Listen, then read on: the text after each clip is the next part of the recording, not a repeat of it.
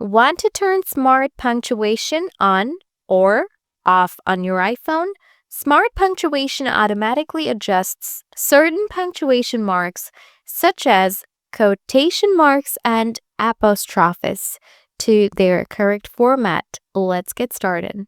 Solution: turn Smart Punctuation on or off. Open Settings on your iPhone, tap General, scroll down, tap Keyboard, scroll down to find the Smart Punctuation toggle. Toggle on to enable Smart Punctuation. The switch will turn green, or toggle off to disable it. The switch will turn gray.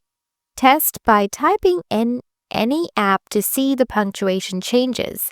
Solution 2: adjust other keyboard features. While in the keyboard settings, you can also adjust other text-related features.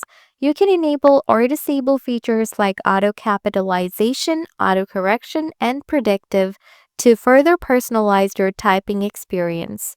By following these steps, you can easily turn Smart Punctuation on or off on your iPhone. If this guide helped you, don't forget to subscribe for more iPhone tips and stay tuned for the next video.